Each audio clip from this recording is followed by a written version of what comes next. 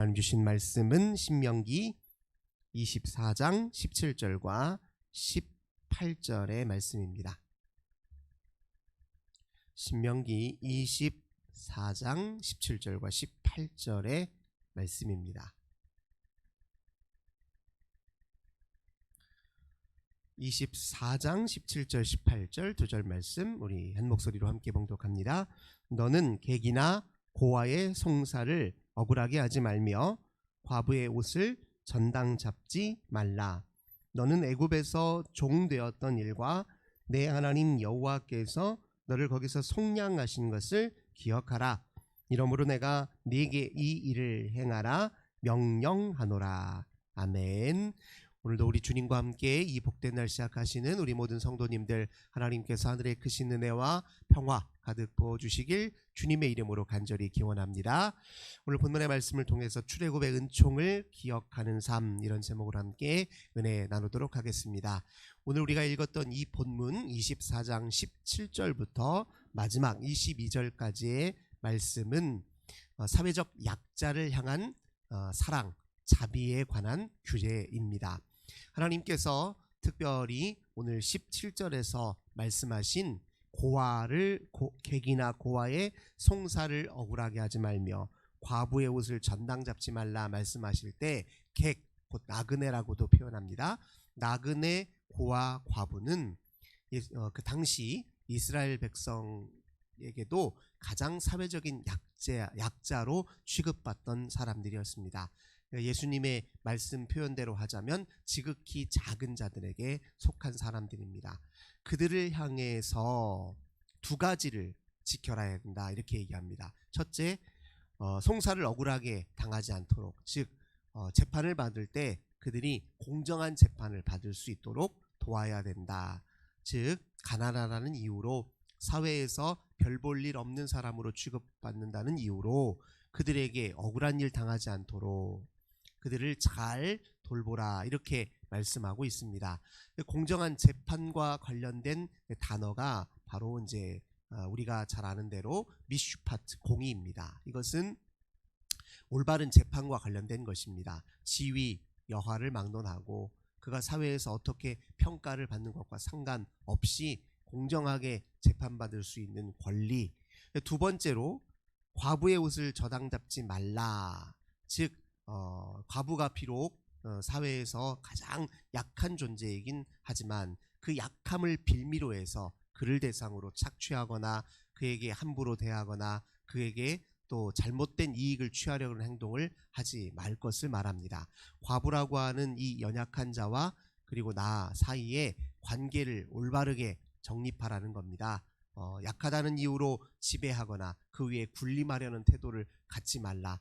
올바른 관계를 형성하라, 이런 의미입니다. 이것은 이제 성경이 말하는 바로 정의와 관련된 이야기입니다. 정의는 곧 올바른 관계를 맺는 것으로부터 시작됩니다. 가장 약한 자들을 향해 공의와 정의를 실천할 것을 이제 오늘 본문은 이야기하고 있습니다.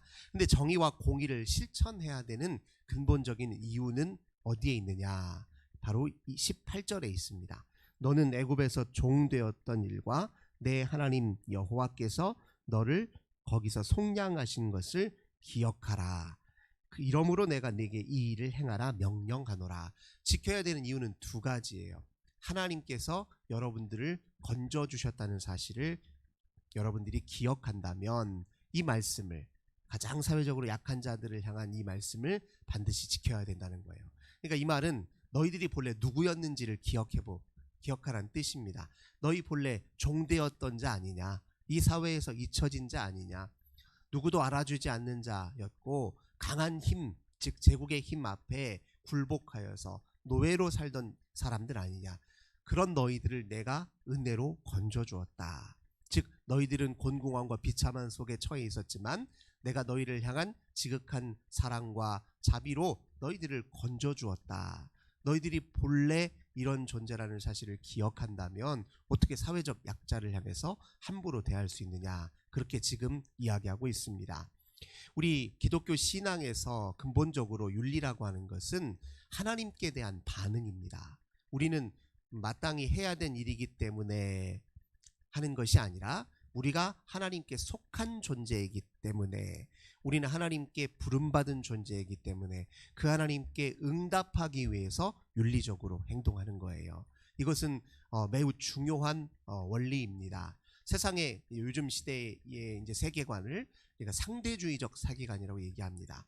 이들에게 이제 상대주의라는 세계관을 갖고 있는 사람들에게 도덕이라고 하는 것은 특정한 역사와 또는 특정한 민족과 특정한 환경에서 비롯된 거예요. 그러니까 불변의 것이 아니라 시대에 따라서, 상황에 따라서, 민족에 따라서, 문화의 양식에 따라 달라진다는 거예요. 그러니까 절대적인 도덕관념 같은 것을 이제 부정하는 분들이 있는 겁니다. 그러면 사실은 이렇게 도덕과 관련해서, 윤리와 관련해서 보편적이고 절대적인 기준이나 근거가 상실돼 버리면 굳이 뭐 어떤 도덕을 반드시 지켜야 될 이유는 없는 겁니다.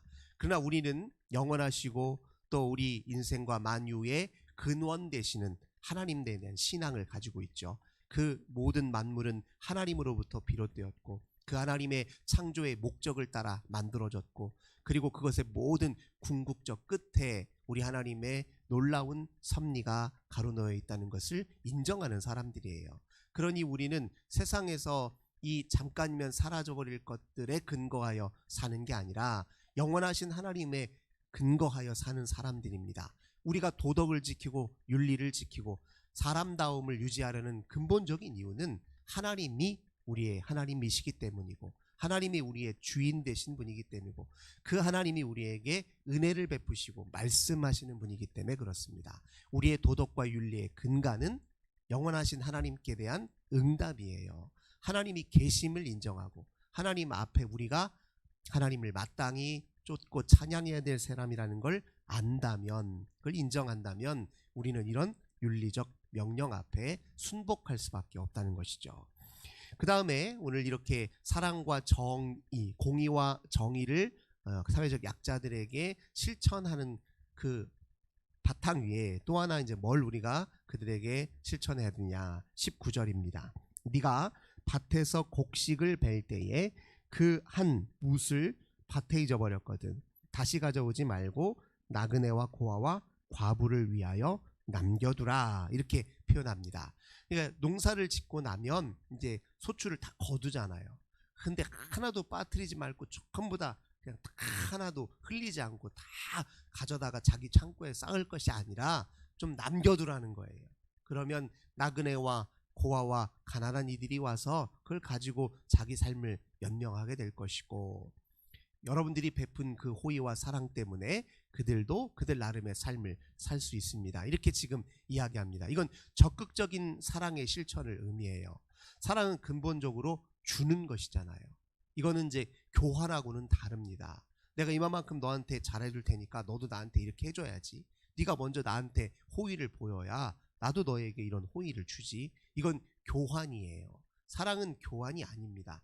사랑은 받을 것을 고려하지 않고 주는 걸 의미해요. 하나님이 우리에게 베푸신 사랑이 그런 사랑입니다.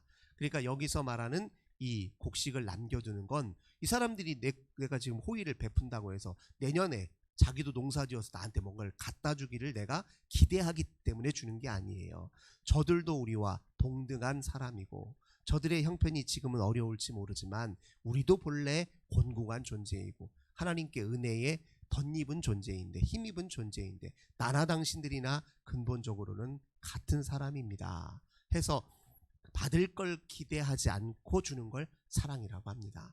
그래서 그 사랑을 이 사회적 약자들에게 실천할 것을 이야기합니다. 그러면 보상은 누구로부터 주었느냐? 아이고 나 손해보는 거 아닙니까? 손해보는 일 아니라는 거예요. 19절 하반절을 다시 보시겠습니다. 그리하면 네 하나님 여호와께서 네 손으로 하는 모든 일에 복을 내리시리라. 보상은 누구에게 받는다는 겁니까? 하나님께 받는 겁니다. 이게 참 하나님 나라의 신비예요. 남에게 주잖아요? 그러면 그가 나에게 아무것도 주지 않더라도 하나님이 다른 경로와 방편을 통해 내게 주신다는 거예요. 그러니까 우리는 내가 준 사람에게 돌려받을 생각을 하면 안 됩니다. 그 사람에게는 그냥 주는 것으로 끝내야 돼요. 그러면 하나님이 내게 주시는 겁니다. 우리는 하나님의 보상을 기대하고 살아야 하는 사람들입니다. 그러니까 얼마나 아름다워요. 그냥 주는 일이 서로 순환하는 거. 내가 다른 사람에게 누가 주면 다른 사람은 또 나한테 거저 줘요. 무엇인가를. 세상의 삶이 그렇잖아요. 이치가 그렇잖아요. 거저 받은 것이 많아요. 우리가 그 사람에게 대단한 노력을 한 것도 아니고 뭔가를 준 것도 아닌데 거저 받고 사는 것들이 굉장히 많습니다. 자연을 보더라도요, 하나님이 우리에게 거저 주시는 게 얼마 많아요. 햇빛을 돈 주고 사는 사람이 세상에 어디 있습니까? 공기를 돈 주고 사는 사람이 어디 있냐고요. 물은 요즘에 돈 주고 사 먹긴 하던데 근본적으로 물도 다 공짜 아닙니까? 그러니까 사실은 공짜로 거저 우리가 얻어서 사는 게 많아요. 근데 이게 서로 순환입니다. 주는 데 힘쓰면 받는 것은 저절로 이루어지는 거예요. 그게 사랑의 선순환입니다. 하나님은 세상을 그렇게 살도록 우리를 지으셨고 그렇게 명하셨습니다. 그러니까 주는 일에 충실한다고 손해본다고 생각하는 것은 잘못된 생각입니다. 주는 데 충실하면 받는 건 자동이다, 이렇게 생각하시면 됩니다. 그렇게 가난한 사회적 약자, 나한테 아무것도 돌려줄 수 없는 사람들에게 뭔가를 베풀면 하나님은 그 일을 존귀히 여기신다는 거예요. 예수님은 좀 더 세게 얘기하셨어요. 지극히 작은 자 한 사람에게 하는 게 곧 누구에게 하는 거예요? 나에게 하는 것이다, 이렇게 말해요. 지극히 작은 자 한 사람에게 호의를 베풀고 사랑을 베풀고 네 거 가진 거 나누면 나한테 그렇게 한 것과 똑같다, 이렇게 인식하는 거예요. 그러니까 우리가 이들에게 관심을 쏟지 않을 이유가 어디 있습니까? 손해보는 일이 하나도 없는데. 그렇죠. 그러니까 베푸는 일에 있어서는 손해본다 생각하면 그 거짓말입니다. 반드시 손해보는 일 없습니다. 오히려 더 인생이 풍요해진다는 거죠. 20절도 같은 맥락이에요. 네 감람나무를 떤 후에, 나무 열매죠, 가지를 다시 살피지 말고 그 남은 것은 객과 고아와 과부를 위하여 남겨두라. 옛날 우리 시골 정서는 그런 게 있잖아요. 설이라고 하잖아요. 이렇게 아이들이든 배고픈 사람들이 밭에 와서 좀 농작물들을 좀 가져가는 걸 가지고 도둑놈 취급하진 않았거든요. 지금은 이제 세상이 하도 험하고 불신의 사회 속에 살다 보니까 뭐라도 하나 손에 입히면 큰일 나는 것처럼 생각하지만, 예전에는 그렇게 그걸 큰 손해라고 생각하지 않고 용인하잖아요. 뻔히 누가 가져가는 것 보면서도 알면서도 그냥 눈 감아주거든요. 그러니까 그런 따뜻함과 사랑의 정이 조금 상실되어 가는 것이 이 시대의 참 비극적인 요소 중에 하나가 아닌가 싶습니다. 이렇게 하는 또 근본적인 이유가 22절 다시 한번 또 강조합니다. 너는 애굽 땅에서 종되었던 것을 기억하라. 네가 본래 누구인지를 기억하라. 그리고 너희에게 베푸신 하나님의 위대하신 사랑과 자비가 무엇인지를 기억하라. 이 두 가지를 기억하라는 거예요. 네가 본래 누구이고 하나님이 누구이신가. 여기에서부터 바로 사회적 약자에 대한 근원적인 정의와 공의와 사랑의 삶이 시작된다는 겁니다.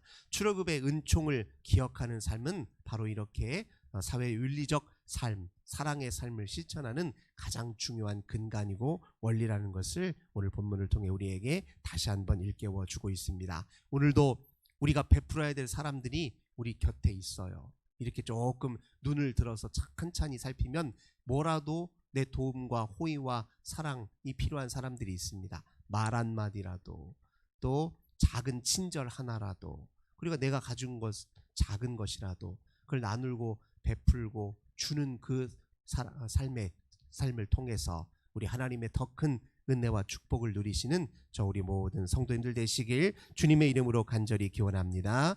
참 좋으신 주님 감사드립니다. 주 앞에 본래 내가 누구이고 주님이 우리를 향해 베푸신 사랑이 얼마나 큰지를 알고 기억하고 인정하는 사람들에게 참된 윤리가 실천되고 사회적 약자를 향한 주는 사랑이 가능하다는 사실을 말씀을 통해 일깨워 주시니 감사드립니다. 주는 것 손해보는 것이 아니라 그것이 남는 장사이고 그것이 곧 우리 인생의 풍요의 원천임을 다시 한번 기억하는 저희들 되게 하옵소서. 넉넉히 베풀고 넉넉히 주는 아름다운 삶에 함께 참여하는 우리 모두가 되게 하옵소서. 주 예수님의 이름으로 간절히 기도드립니다. 아멘. 오늘도 우리 환우들을 위해서, 가정의 자녀들을 위해서, 나라와 민족을 위해서 함께 기도합시다. 주님 감사합니다. 오늘도 주 앞에 기도하며 이 복된 날 시작합니다. 저희들 가운데 성령으로 임하소서, 능력의 손으로 붙드소서, 권능으로 우리를 사로잡아 주소서. 주와 함께 살기 원합니다. 주님 기쁘시게 하며 살기 원합니다. 주님 은혜에 붙들려 살기 원합니다. 주님 주신 지혜로 어려움을 이기고 문제를 해결하고 또 상황을 돌파하길 원합니다. 주여 우리와 함께 하소서, 우리를 붙잡아 주옵소서. 오늘도 중보하며 기도할 텐데 주님 응답하소서, 주님 역사하여 주소서, 생명을 주소서, 희망을 주소서, 치유와 회복과 기적의 은총을 베풀어 주옵소서. 기도하는 우리 모든 심령 가운데 주님 역사하시고 임재하옵소서.